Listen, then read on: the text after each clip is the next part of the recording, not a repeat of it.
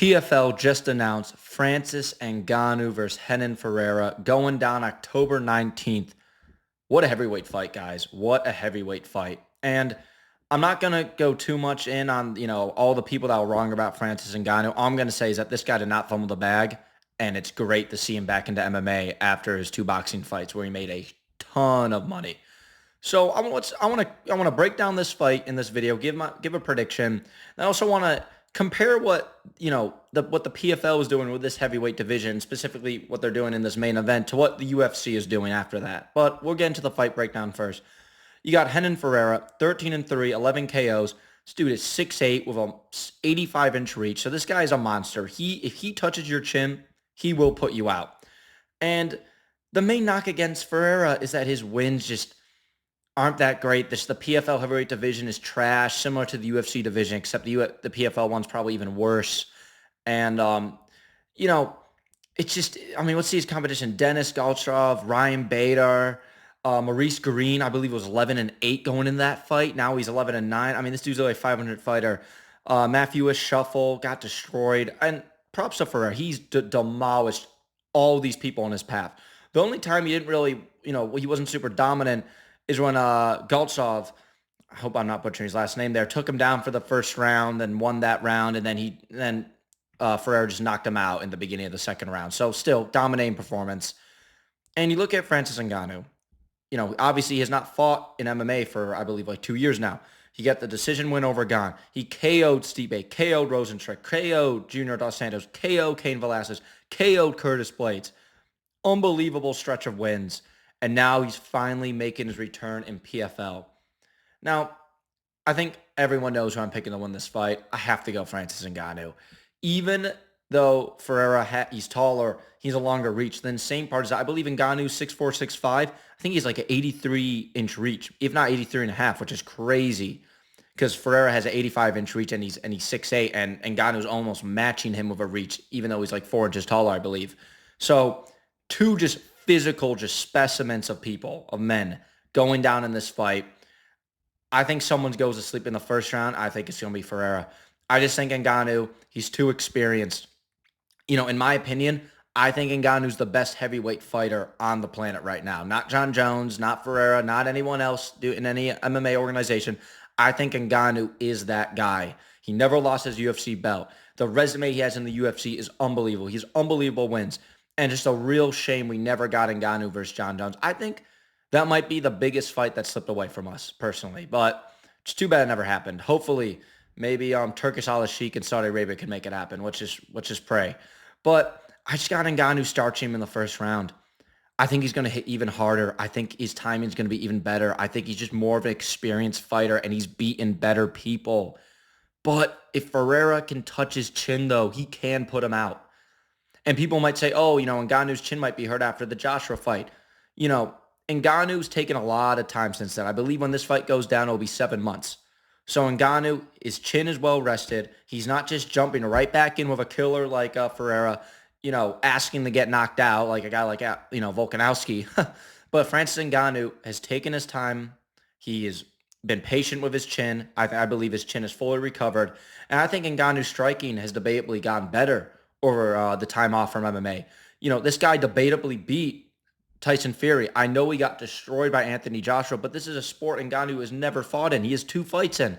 And in my opinion, he's 1-1. And Anthony Joshua is just a completely different beast. So no shame in losing that. He made a boatload of money. That's all that matters. And I have him just KO'ing Ferreira in the first round and making it look surprisingly, I shouldn't say surprisingly easy, because I expect him to make it look easy. I don't think Ngannou really gets touched much in this fight. I think he catches Ferreira, and maybe Ferreira's swinging. I'll predict it. I think Ferreira's going to swing for a big shot, and Ngannou's going to counter him, and he's going to put his lights out and end the fight with ground and pound. So I think Ngannou does that in the first round. I think he maybe gets hit once, maybe takes a couple leg kicks, one jab. That's about it. I don't think he takes much damage, but he catches Ferreira on a count. He counters Ferreira, knocks him out cold, ends him with ground and pound. That's how I have this banger of a fight going. And the next topic I want to get into is this fight is debatably better than Jones-Stipe. In fact, I'm going to say I think this fight is better than Jones-Stipe. And I know that might sound crazy because this is PFL and the UFC, and the UFC is obviously a better organization than the PFL. It's not really particularly close, even though I do think people have too much of a negative view on PFL. I think a lot of fans, especially Dana White sycophants, just believe that there are no good fighters in PFL when there are. I mean, there are a lot of UFC fighters that are kind of like PFL fighters. I mean, Kevin Holland is a definition, I think, of like an average PFL fighter. In fact, he lost to the Bellator guy, and MVP got destroyed all 3 rounds, basically. So, to my point there, but I think these leagues get a little slept on, but the UFC obviously is just a different beast, and the UFC is on a different level, even if the PFL and now they bought Bellator, so now they're all combined. Even though those leagues and organizations do get underrated a bit, in my opinion. But let's get on to comparing this to Jones Stipe. Why Dana? Why UFC? Why is the PFL putting together better heavyweight main events than you? Why are they putting together heavyweight main events that fans actually want to see? Ferreira versus Ngannou is the fight that makes sense. It's the fight that should happen. Jones versus Stipe should not happen. And I've talked about how the UFC, was protecting the heavyweight division, protecting Jones, and, trying to prevent, or not protecting Jones, protecting Aspinall, trying to prevent Jones from taking out Aspinall and then walking to the sunset. And then the heavyweight division is really doomed. And as a shadow of John Jones looming over it for years to come. I've discussed all that. But at the end of the day, regardless of that, Stipe versus Jones is a disgrace to the sport when this fight is actually what should be. It's a fight that actually makes sense for PFL. And as I said, I think Francis Ngannou is the best heavyweight in the world too. So that also, makes this fight even better for me. It's just a real shame what the UFC is doing of Jones versus Stipe. And I feel like this fight announcement by PFL really shows why Stipe versus Jones is so stupid and why it just should not happen. And it's embarrassing that, Dana White has shat on the PFL a number of times. And all he does, is hype up John Jones versus Stipe. And it's a real shame that the PFL is actually doing what the fans want them to do when the UFC can so easily do the same thing and they won't do it. It's a real shame. And it's just really annoying. It's really annoying when us fans get fights that we should have taken away from us. Like, there is no reason why Dana White cannot give us the fight that we all want to see as fans. And no matter what you think, if you like Dana White more than me, or you like shitting on PFL, and you think it's all trash or whatever, one thing we can all agree on is that we want the fights, the fights that the fans want should happen in most scenarios. Obviously, there's some crazy scenarios where it probably shouldn't. But in almost every scenario, the fights that the fans want should happen. And that is Tom Aspinall versus John Jones. Not Jones versus a guy in Stipe who got destroyed in his last fight, doesn't have a win, I think, in 4 years. And it's just absolutely ridiculous.